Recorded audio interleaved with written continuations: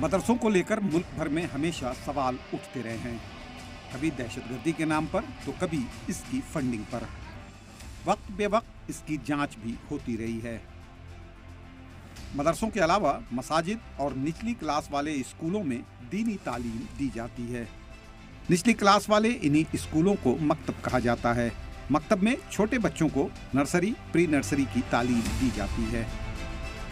वैसे तो रियासत में मदरसों के लिए की गई फंडिंग और दीगर मामलों में ATS की जानिब से जांच करीब 1 साल से चल रही है, लेकिन ऐसा पहली बार हो रहा है जब उत्तर प्रदेश में हुकूमत के हुक्म के बाद मकतब की जांच ATS कर रही है।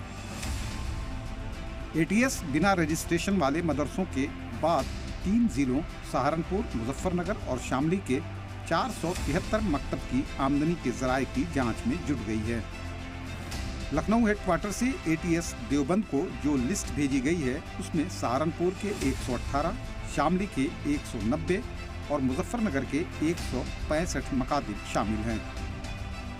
अब ATS ने इन मकतबों का ब्यौरा जुटाना शुरू कर दिया है। माइनॉरिटी डिपार्टमेंट से भी इसकी जानकारी जुटाई जा रही है कि इनकी फंडिंग कहां से हो रही है। इससे कबल सरकार ने यूपी के मदरसों का सर्वे कराया था। 20 अक्टूबर 2022 को यूपी में गैर मंजूर शुदा मदरसों के सर्वे का काम पूरा हो गया है।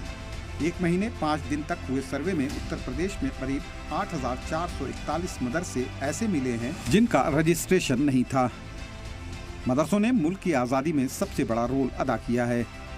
यहाँ से निकली कई अजीम हस्तियों ने मुल्क में बड़े ओहदों पर खिदमत अंजाम दी है और ये सिलसिला आज भी बदस्तूर जारी है। ऐसे में हुकूमत का ये कदम हकीकत से दूर सियासी मफाद के लिए लिया गया नजर आ रहा है। सलाम TV के लिए नदीम अहमद की रिपोर्ट।